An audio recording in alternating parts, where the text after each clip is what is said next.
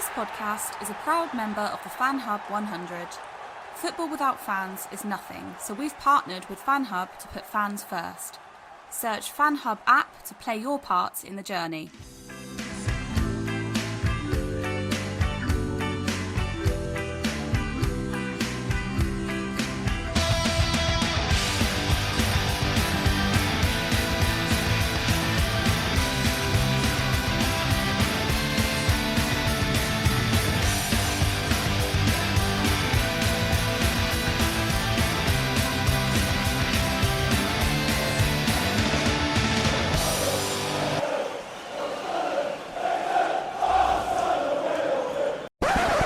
Welcome back to another Mackem in the Middle podcast and another England podcast, and the last one that we will be doing. Obviously, England did play Italy in the final on Sunday in a game that went all the way to penalties, and Italy won, which was disappointing. But John's with me to talk about the game and, again, a little bit about Sunderland as well. But how are you getting on, I suppose?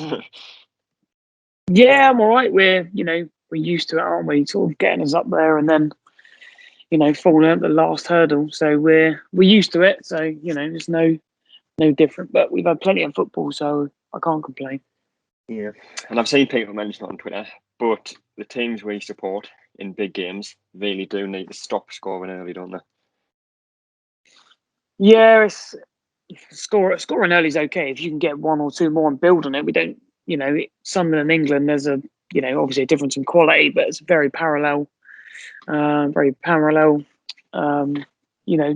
Situation that always seems to happen. We score early and then sort of regress instead of going for the jugular. So yeah, we've seen it for a full calendar year now. Score an early goal and then just sort of hang back and hope, and it doesn't go to plan.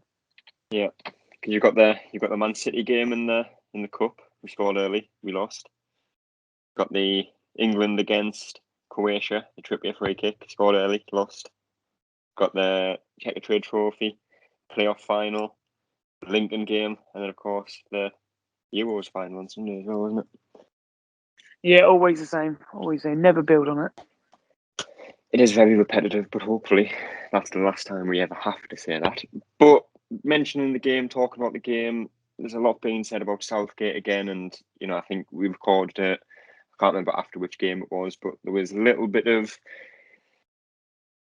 uncertainty about whether he was the right manager for the job. Ultimately, he took England to the final, first time in 55 years, got the opening goal, and we've missed out on penalties, which, it is a lottery at the end of the day. I don't think, good footballers miss penalties, and Mbappe's missed penalties, Ronaldo and Messi. So I don't think it's really anything to do with the manager at all.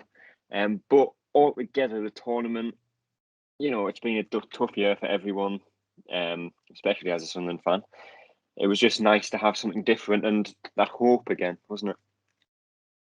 Yeah, definitely. Like you say, they've given us something to obviously cheer on and be proud of, which makes a change. I think it's, if we'd have said, I think the aim was the semi-final, and obviously we then get to the final, it's still a little bit sad. Obviously, we didn't win it, even though the plan was probably only, if we get to the semis, then we've had a decent tournament, but we've gone one more, and obviously come up just maybe slightly short. Southgate's done all right. To be fair, I think he's earned the chance to keep going and take us into the World Cup. I'm sure there's a few conversations to be had about maybe tactically using our forward-thinking players, a little bit more to control games and go forward a hell of a lot more. I'd still say it now. I think we still had the best squad for the tournament. I just don't think it was maybe used, as much. You see the players coming off the bench in, Foden, Saka, Sancho didn't even get a sniff. Obviously, Rashford not having a great season, but still can be an asset. Obviously, Grealish, we didn't really see too much of him as well. So you would have thought that those are sort of players who we need to sort of build and go around, especially with how solid the defence is and how solid the two midfielders are in Rice and Phillips. Yeah, And I know there was a lot of people mentioned it. I think the pundits mentioned it briefly. A lot mentioned on Twitter, Facebook, in the pubs, just anywhere you were watching the game, really, about how England approached the game. Obviously, like I said, I think it was 2 or 3 minutes into the game, they went 1-0 up. And, it is a final. No matter what team is in the final, it's always quite similar. You're always quite cautious because ultimately, if you lose that game, it's over. So you don't want to lose, but at the same time, you want to win. But do you think Southgate, especially after the opening goal, kind of set England up a bit too negatively? I think there's definitely an aspect to that. I don't think it's necessarily it's sort of like an automatic thing, just to sit back and protect it, and because we're not, it's the same as Sunderland a little bit. We're not an all-out attacking team. If the onus is on us to attack, then we seem to struggle. We like teams to attack us and then catch them on the break. Tactically, for me, I wasn't really a fan of the whole performance. I think in the first 20 minutes, I think Harry Kane did really well.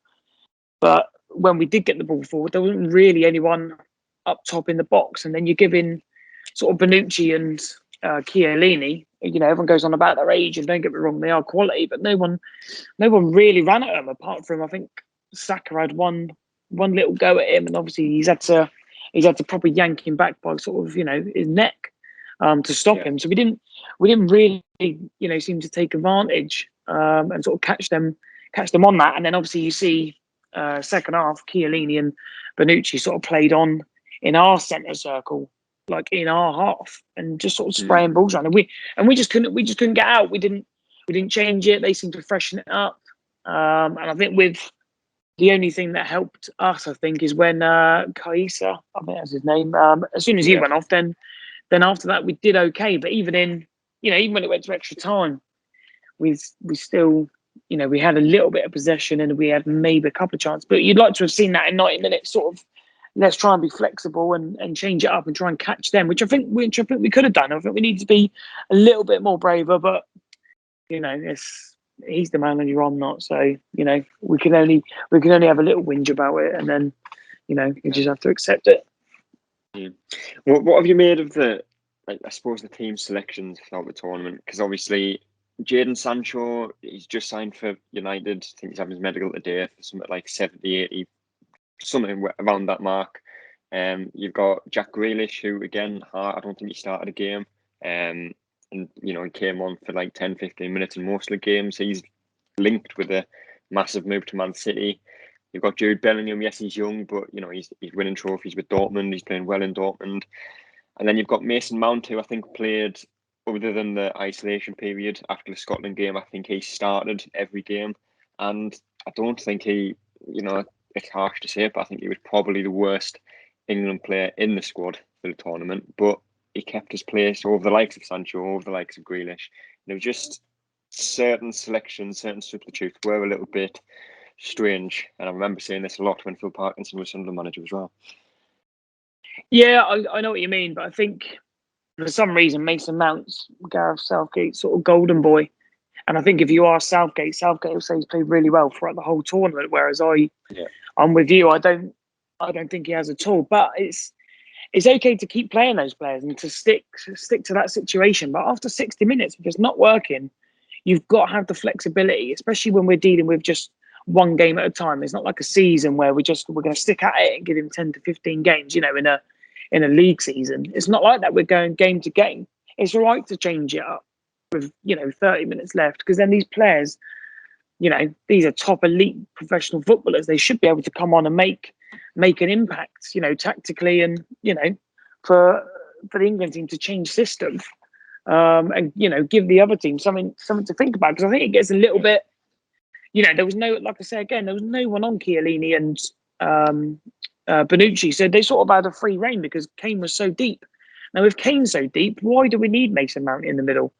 Why not put someone a bit further out wide, or let a Bellingham play in midfield and get him on the ball and let him play a little bit more forward? Why, but again, I'm not the manager. We can only, assess it as a whole, and hopefully you would have thought, when we do get the qualifiers coming up and all that sort of thing, and the friendly games or whatever they're called, you would expect him to really rotate and give these players a chance. We went into the tournament giving players a chance who weren't even going to be in the squad, which was totally pointless. We've got Sancho, who I think scored a few before, in the warm up games, and then, like you say, doesn't even get.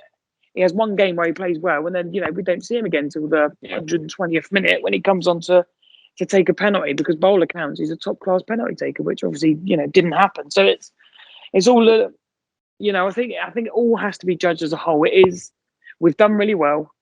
I think it's a learning curve for them, for us, and for Southgate.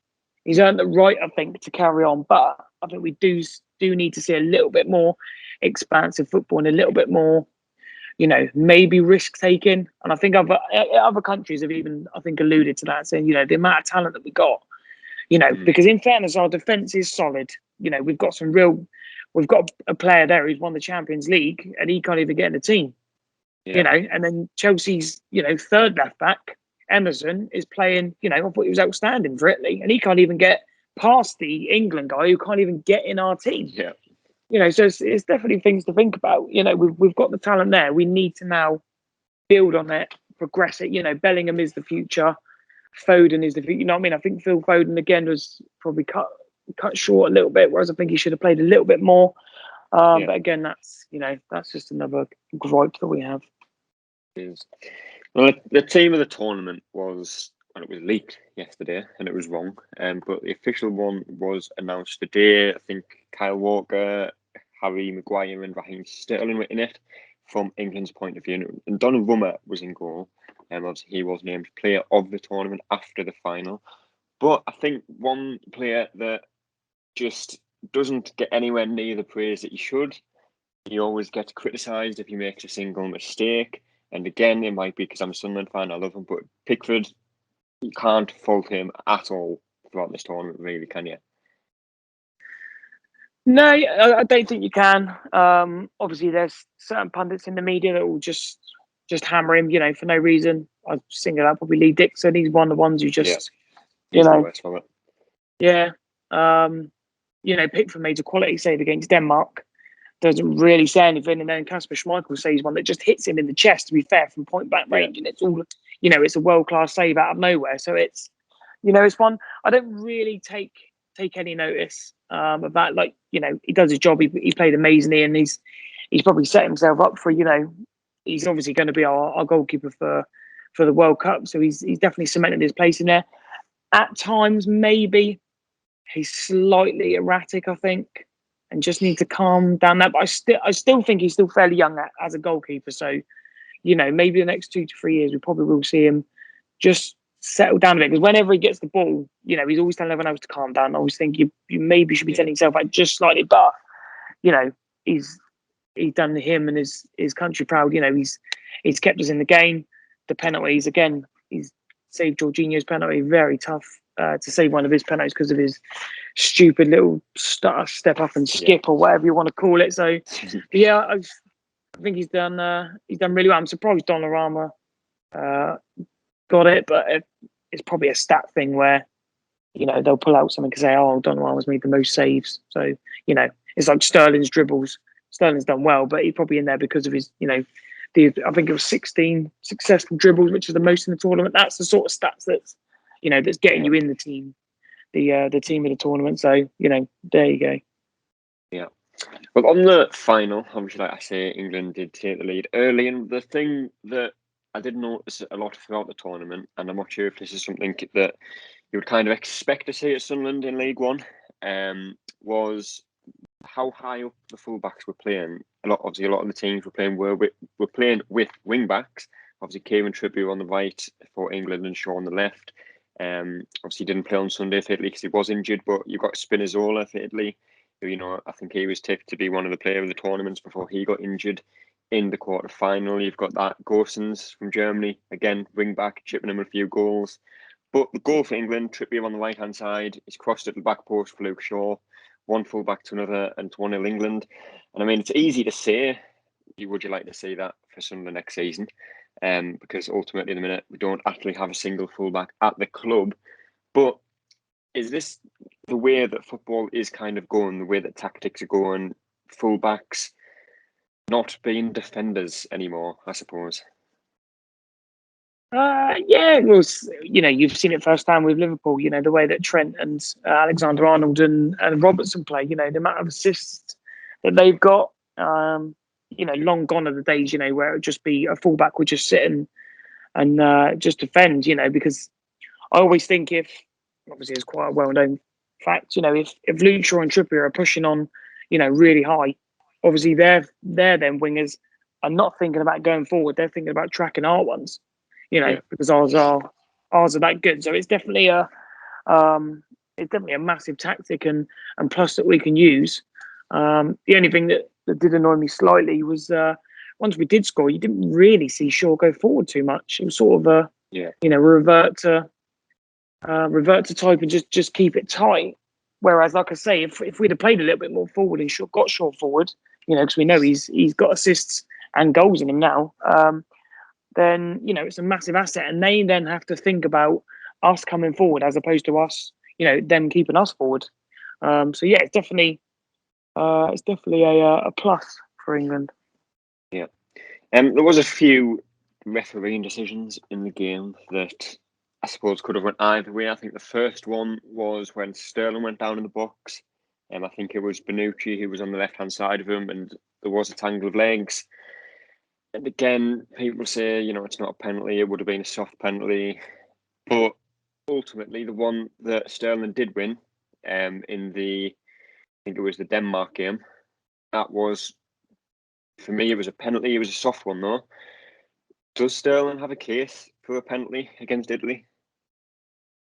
No, I maybe if the ball's like literally by his feet, but I don't think it is. I think it's a yard away, and I think they do say you do have to be like in control of the ball. I might be wrong on that, but the ball is going. Defender's going to give you a little push anyway. Do you know what I mean? If they're going to give that and highlight that as a penalty when there's a corner, there's going to be a penalty every corner. So I think they maybe just have to, sort of watch that bit. But then again, other days you can go down and it would, be the softest penalty ever, but it'll be given. So as long as the consistency's there. But no, I would have given it personally because I'm an England fan. Yeah. But yeah, I don't. Obviously, I screamed for it, but when you look on the replay, it's a bit like, oh no, okay, fair enough. Is it the case of anywhere else on the pitch he gives it though? I think again, that is another. It's one of them. It can be, some of the tackles that weren't given, and you think, hang on a minute, if that's, you've given it 5 minutes ago for that, and then you haven't given it that. It's every referee's different. Obviously, we didn't have any English referees, what we used to. In the Premier League, you can smash someone now, and it's not a free kick. You can literally just nudge somebody in the Euros, and the foreign referees, because of how the a lot of foreign leagues are. You've only got to be touched and you scream and it's a free kick, and that's how they referee. So we've got obviously that balance from international to national is slightly different, I think, and we just got to be aware of that. Yeah, and I'm not sure if you saw it on Facebook. I think it's been posted on Twitter a few times as well, but there was some English fan who was claiming that the referee had met with the Italian mafia before the game and that money and threats were exchanged before the game. I don't know if you've seen that claim before. Yeah, I did see that. I was thinking at what point, threats and money were exchanged. Here's your threats and here's your money. It's an interesting one, isn't it? Yeah. I'm not sure how valid it is. I don't think there's much substance to it, to be honest. But no, I'm not. I'm not quite sure, but I doubt the mafia would have. we want penalties. We prefer penalties because they're going to pick, Saka to take the fifth one. So make sure it goes to penalties, and we'll definitely win. I'm not sure that's how the mafia work. No. But the other two decisions, actually three decisions, I suppose. Italy did get the equaliser. I don't think anyone really mentioned it at the time, but I think it was Chiellini on John Stones when the ball got put in the box. John Stones was, to me, again, probably a slightly biased view, but he looked like he was pulled to the floor by Chiellini. And obviously the ball went through to Bonucci or someone on the far left-hand side. Pickford made the save and then the rebound went in. But I'm not sure if you picked it up at the time or if you've seen it since, but again, that foul on John Stones, you see them giving all the time. Yeah, again, it's another one of them. You could put it down to a coming together in the box. I maybe just think John Stones might just be slightly too tight to him, which gives the Italian guy, the sort of benefit to just sort of almost roll him, and if John Stones does have his arms around him, then in theory they'd give Italy the penalty. But for that goal, I think it's just a culmination of four mistakes. I don't think Trippier makes a header on the first one, which he should do because it's a terrible corner. Let's be honest. Their guy manages to. John Stones is then rolled. Declan Rice lets Bonucci go. Pickford manages to make a quality save. Harry Kane sort of away with the fairies on the line, and then it's a tap in for there's a culmination there. If Trippier wins a header, we're not talking about it. I don't think, but it's just a catalogue of those errors, and unfortunately they scored Gianni Italians. It was. The next decision, I think it was the next decision. I can't remember exactly which time it is, but I'm going to go with this one as the next one.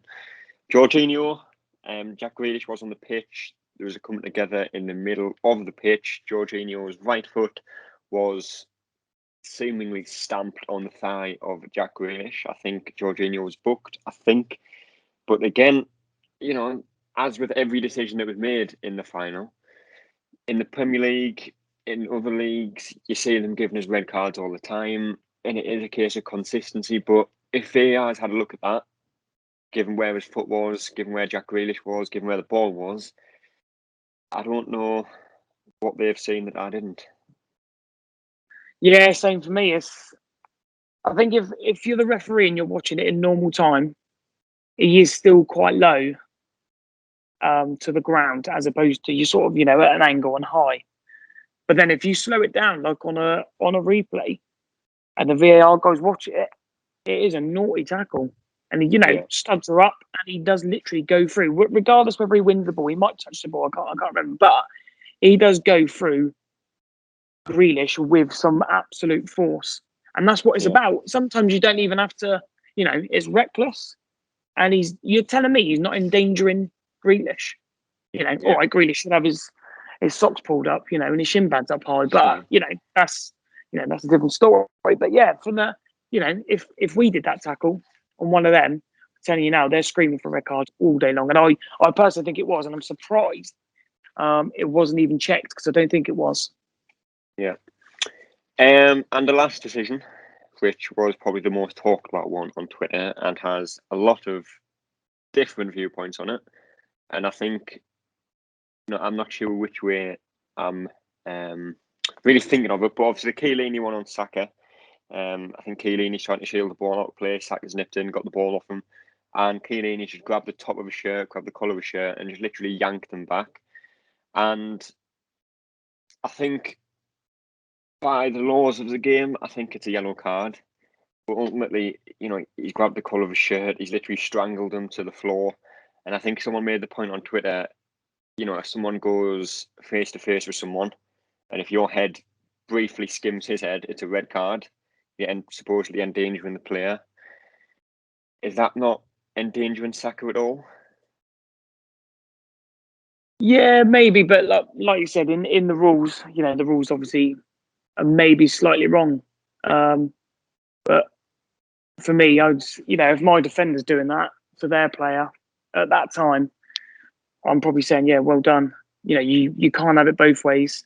The only thing I'll maybe give Chiellini credit on is Saka's quite short. If he does it to someone as tall as Chiellini, it's not going to pull him around the neck, is it?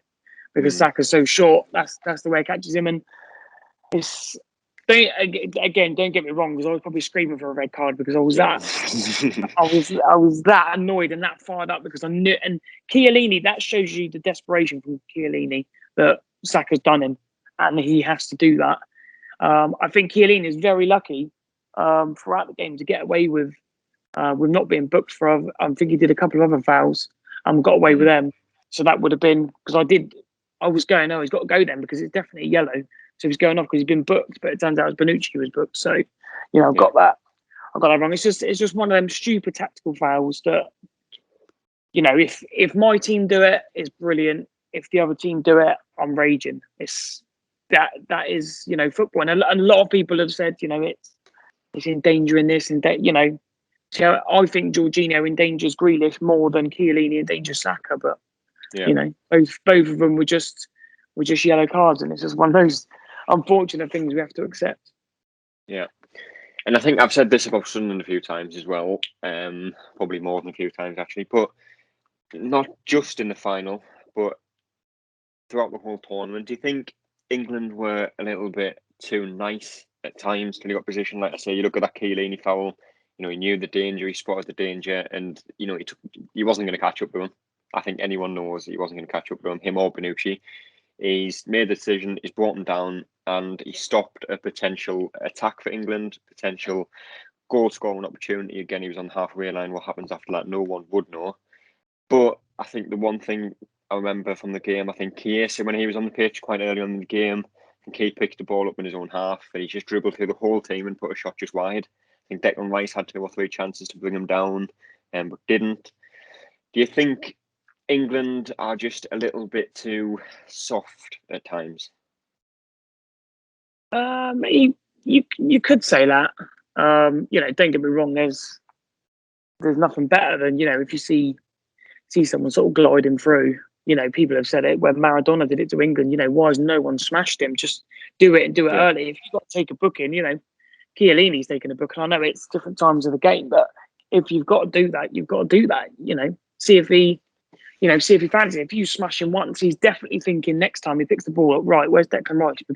Where's one of the other guys? Because they will come in and hit. And you just test if they're up for it. Same as when Jorginho, I think he did his knee. A sort of bounce knees with, I think it was Phillips.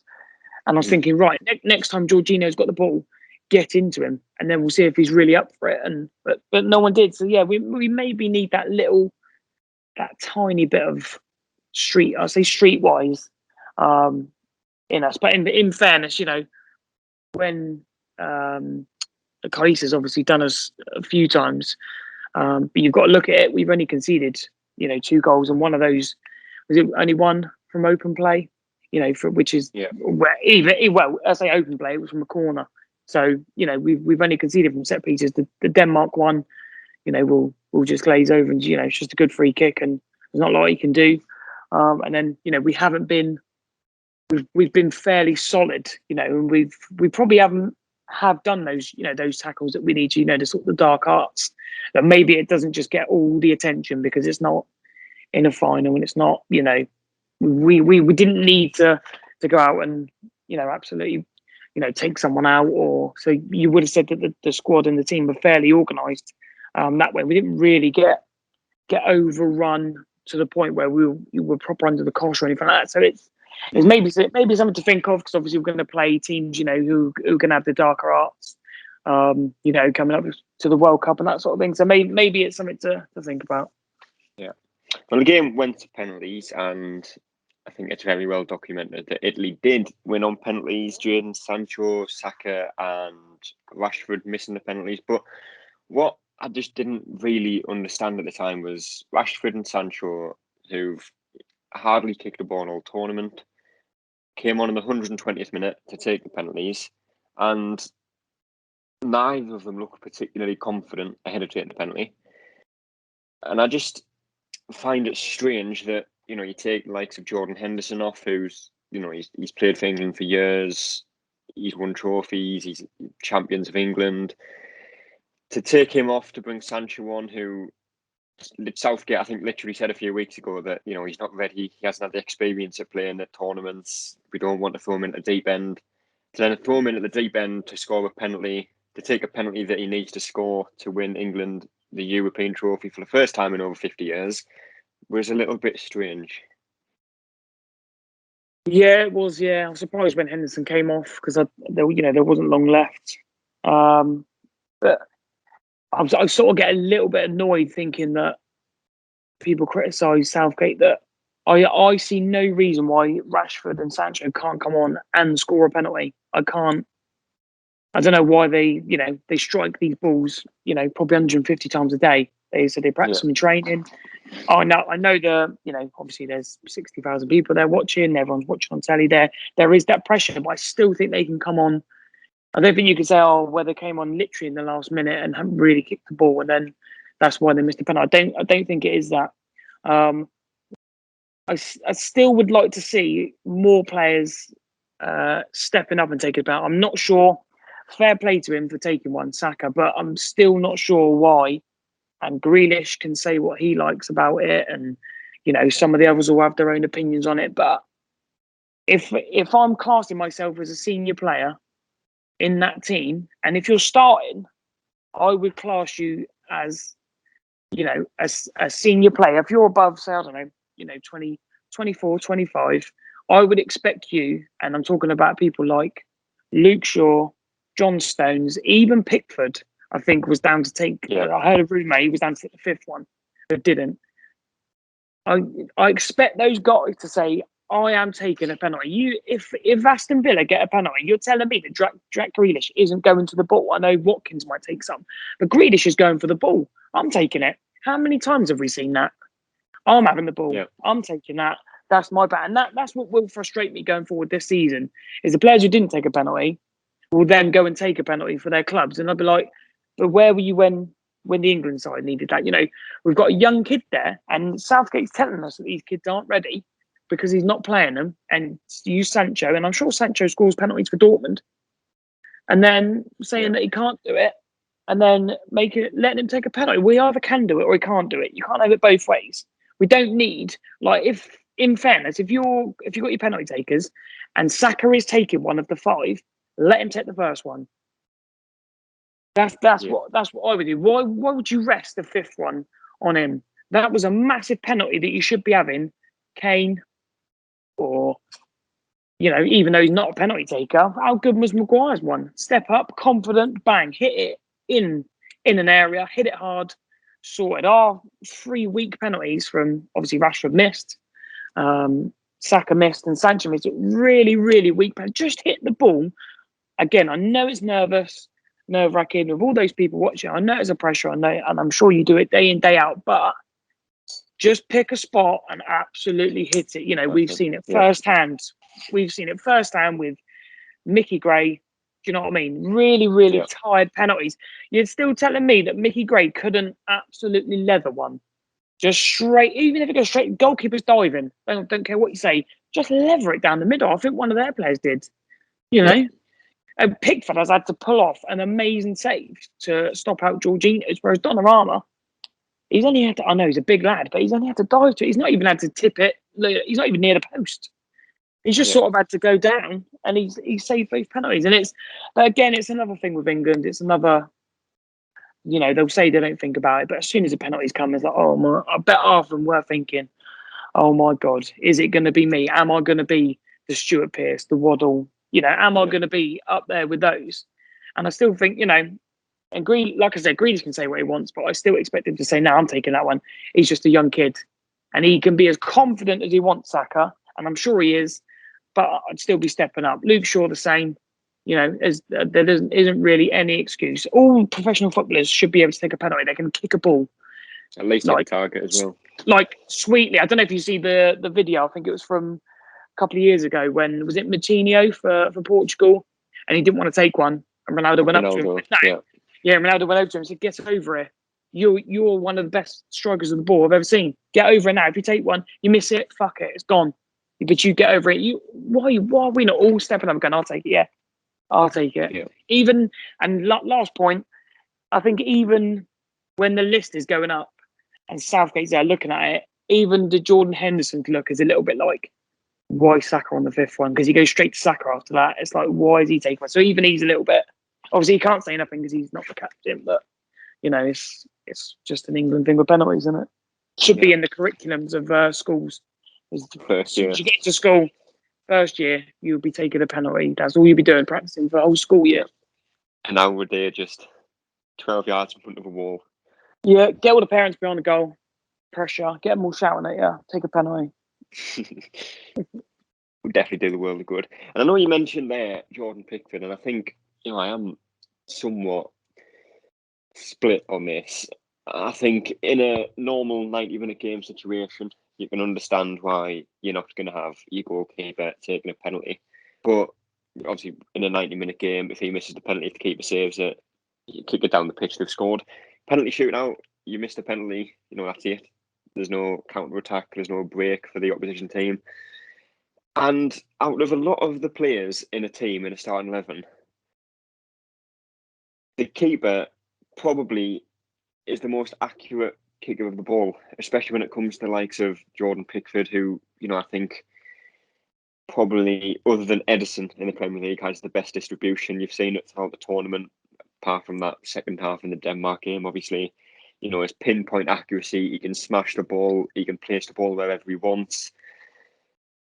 It is a little bit, I don't want to say it's strange because you can understand why, but at the same time, you can't understand why you don't have people like Pickford on a penalty, if you know where I'm coming from, because this is kind of a 50-50 split. Well, yeah, in a shootout, and it's, imagine if Saka scores and we stay in the game, your next 2 or 3 penalties, Pickford's probably coming up to take one. So it's not like, he's a million miles away from taking it. And especially as the players who started the game, you'd have had Trippier would have took one. Obviously, when Henderson come on, he would have took one. You'd have thought Declan Rice would have took one. So, you're still looking around for options. And when those options aren't there, like I say, if you need a safe bet just to put the ball in the net, you're telling me that Jordan Pickford doesn't practice probably taking penalties. I expect he does, because he knows how good of a striker the ball he is. And, Maguire's not going to come and curl a free kick into the top corner, but you give him a penalty and just tell him to hit it. We've all seen the video. It's one of the best penalties I've ever seen. Where do you want it? In the top corner. Yep, sorted. Bang, there you go. No pressure. I mean, obviously there was pressure, but he just sort of swaggered up there, took it, no messing. And that's what you want. That's what you want from every single person. Either. I think that's the one thing that infuriates the most when you've got the Jorginho run up, the Rashford, Sancho, just doing these little hops, skips, stutters, and then it just makes it a little bit easier for the keeper. Because I think when you look at Harry Maguire's penalty, if Donnarumma goes the right way, he's not saving it. Whereas the Rashford one, the Sancho one, the Saka one, keeper goes the right way, there's not a chance in hell it's going in. It's an easy save for the keeper. If you smash it as hard as you can, you have that added percentage of actually scoring, because keepers Howard beats keepers in penalty shootouts. Yeah, spot on. That's, again, something else, to work on. And in an ideal world, we wouldn't have, Saka taking penalties. So we will see. But moving on from one depressing topic to another. Obviously, Sunderland, the season starts in, I think it's 25 days now, 7th of August it is, at home to Wigan, where, of course, Charlie White and Max Power are both playing now. Since the last podcast that we did talk about how Sunderland hadn't signed anyone, how we needed quite a few players in. I think Johnson said last week there was bids in for 4 or 5 players. He expected at least 3 signings. And since then, we've signed 1. And on paper, it is a good signing, obviously Alex Pritchard. But, we said the same last time. I've said it on Twitter. And there's going to be people that say, yeah, this takes time. But we are moving very slowly, and it is getting more worrying as the days go by. Yeah, I've had the conversation this morning with one of the guys off the Roker Report. It's not, as soon as you say something, people are straight on the old, you just, you're bedwetting and, you're overdoing it. And I'm only thinking that in theory, we need a player in each position. I'm still of that opinion. We still need a striker. We still need a winger. We still need probably a centre midfielder, maybe 2. We still need a winger for the other side. We need a fullback at each. We probably need maybe a goalkeeper and probably 1 or 2 centre backs. So we're still talking. We need 10 or 11 players. Now, like you say, the season starts in just over 3 weeks. We got a game again on Saturday, which we're going to have to play similar players to what we played a few weeks ago against Spennymoor. And how sort of scary was that? It was the thought that team would be playing. Now, I'm not saying that waiting for good players or the players that we want is a bad thing, but I'd like to think that we had these plans in place weeks ago, so that when we were ready to go, it was bang, in they come. You'll go straight into the team. We'll get you up to speed tactic wise, and we will play 2 or 3 games, so that we are ready to hit the ground running for the season. And that is my frustration. Now, I'm not, like I said, if we need 9 or 10 players, which I think we do, there's going to have to be a few loans. There's going to have to be a few sort of coming in, that we have to pay for, and there'll be a few freebies. I'd expect 3 or 4 of those to be in probably by the weekend. I'm not sure that's going to happen, so that we can then bed in those players. It can give the ones who are there a fresh impetus, because I think that's what we need. And there's just so many positions to fill. Are we going to give all these? Is Dan Neil going to get a chance to play, or are we going to see him throughout the whole pre-season? The day before the game, we sign, I don't know, whoever. He comes in. Dan Neil's dropped down. We played Dan Neil all summer. Looked okay, but we've literally just gone with someone else. Does Josh Hawkes does he get a chance? Does Patterson become number 2? Do these, who are we looking to give the opportunities to and promote? Is Diamond going to be a first choice in the squad? At the moment, it's probably looking like it because of the options we've got. We're going to play these players all through the summer. Then when we do get these players later on, 9 times out of 10, they're not going to be up to speed. They're going to be players who are cast-offs from other teams, because that's the sort of players we need to go for. Anyone who's out of contract obviously hasn't been training as much as the pre-season as they should have, like the players are going through now. So it's still all a little bit up in the air. We need fullbacks. The fullbacks need to learn the system. The centre midfielders need to learn the system. The centre backs need to learn the system. The strikers need to know how we play, and we need to know how those strikers play. Because if we're not going after Joe Piggott, that's fine. But whoever we do go after is gonna play a certain role. We need again to adapt to that. So it's literally all up in the air. And that's the only thing that annoys me, that we can't. Not everyone's gonna be able to get. We're gonna probably sign players on deadline day. That's just one of those things. But we can have a core there that gives the team a fresh impetus, gives the place a bit of a lift. Even getting Pritchard through the door, a couple of years ago, he was going for £11 million, and now he's at League One. In theory, on paper, should be an absolutely excellent signing for us. If we can, by all accounts, keep him fit, and he likes to keep the ball, that's the way you want to play. Then, I'm totally all for that. But we do need to keep adding it. It needs to be 1 or 2 every week now up until the season.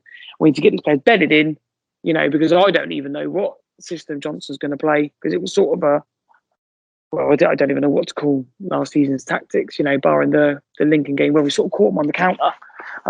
So it is literally all up in the air at the moment. That's the only thing that's frustrating me. Yeah. And the thing that I didn't really get what Johnson said was the transfer market being stagnant. He said, obviously, we've made 1 signing. He was claiming that the Euros had a knock-on effect to transfers, and I'm not sure how, unless we're somehow in the race for Harry Kane, which I'll be surprised if we are. But I think there's 120 or possibly more than that now signings being made in League One, and I know people are saying, yes, that's good, but how many of them would improve our team? But I don't think you really need to think that way. I think if you look at the teams that have made signings, I think Ipswich have made a few. Wigan have made upwards of 8 or 9 signings that have improved their side.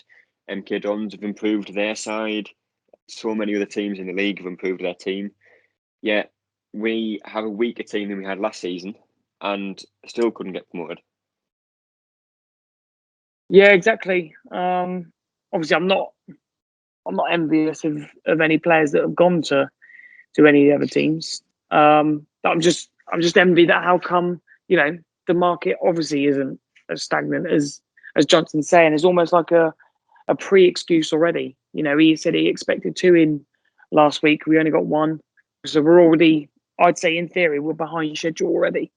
I'm not sure if we're doing a sort of like we did with Fabio Barini with Dion Sanderson, sort of hanging on and thinking, well, can we try and, because if we did sign him, it's going to cost a lot of money, and then if we spend a lot of money, then obviously it's going to be not a lot of money for everyone else. But If we don't get him, that money then is available for, in theory, we could buy 2 or 3, top League One players for that, or maybe a lower end Championship player. So it's, I don't think it's got anything to do with the Euros because things are still getting done. Do you know what I mean? Max Power's got a club, Charlie White's got a club, Joe Pigott's got a club, Remy Matthews has got a club in the Premier Yeah. League. Believe it or not, it's I just don't buy into that. There's going to be players who are out of contract who we are looking at. It's because we're not going to be able to go out and buy everybody.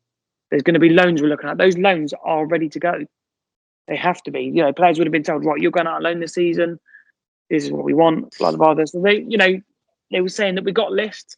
I'm sure you have got a list. And he was saying that there's no point going in for players if we don't know that A, they want to come, B, if it's feasible, and we can match their salaries, blah blah blah blah. Those are sort of things you should be ironed out. If you put a bid in for a player, it shouldn't be a blind bid. We should know how much Sanderson is going to cost, how much he's going to want, and does he want to come? We need to know those 3 things before we'd even think about bidding for him. But then we did bid for him. Obviously, it's been rejected. I know there's a bit of negotiation, but I'm sure Wolves would have said, well, pay 2 million, you can have him, because that's the rumour. And by all accounts now, Sheffield United are going to swoop him £2 million, which is nothing, and take him. But why are we putting bids in if we don't know that it's going to be accepted, or he maybe doesn't want to come? If he can get the chance to go to Sheffield United, he's probably going to go there all day long, because they're on the verge of maybe a return to the Premier League, because they're not going to lose many players. So, it's one of them. It's all do your due diligence, and that stuff should already be worked out. I know we've had a recruitment drive in the summer, but I still would expect those people to know who, what, and when, and what we're doing, and have those plans ready to go. We had a Championship list and we had a League One list of depending on what league we're in. Why hasn't that been implemented? We've got one player through the door, and it's a massive season for us. The goal is now to get promoted, and it is.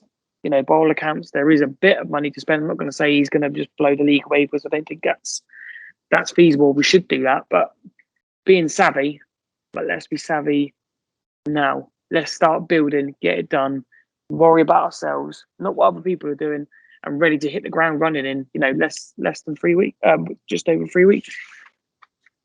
Well, and hopefully we have a starting 11 for that opening game against Wigan. I don't think I'm ready for a Max Power or a Charlie White winner with Tom Flanagan at left back, something along them lines. I think it was Lyndon Gooch and Diamond who started at wing back against Benny Miller with, I think it was Flanagan and Wright at centre half. I think. Yeah, that's where we should be absolutely nailing those 2 positions, because in theory we still need. I don't know what we're going to do with Luco 9. You would have thought it's going to be centre midfield or centre defence. But then, even if we do buy a right back, we'd probably still need another one. If we buy a left back, we'll probably still need another one, because it doesn't look like Denver Hume's doing anything anytime soon. So it's, we don't just have to buy one. Not buy one, but, we've still got those players to find and fill. We'll bring Callum McFadzean back. I know he's been linked with Championship football now, isn't he? Yeah, he'll probably go there and do well, and he'll do an interview, in 6 months' time with, crapplayer.com that says, well, Sunderland fans are too demanding, and, I couldn't do it there. But look at me now, like every single player who leaves that seems to do. See Liam Bridcut and Lewis Morgan. So. Yeah, seeing that Liam Bridcut one. But hopefully we do make a few signings, and like I say, have a squad ready for the Wigan game, if not for the last 2 pre-season games, I suppose. I think it's Hearts on Saturday. I'd possibly expect one signed at least before then. I know that I'm not going to try and pronounce his name, but Eric something, the fullback that was at Hull. Is it Lee Chai or something? It's along the lines of the Jamali name, isn't it? Just no one really knows the right way to pronounce it. No. But obviously, I think he's been on trial. He didn't play against Benny Miller, which I thought was interesting, because if I remember rightly, I think when Jamali was on trial, I think he did play the pre-season games. I think. Yeah. I think it was Gateshead he played against. Obviously, ended up getting injured a few weeks later, but we will see. But for now, that is all we have time for. And appreciate you joining me again, John. Anytime. Thank you for having me. Please. Between now and the start of the season, I don't know if there'll be any more podcasts, possibly a quiz or an interview or something along the lines. That's all, folks.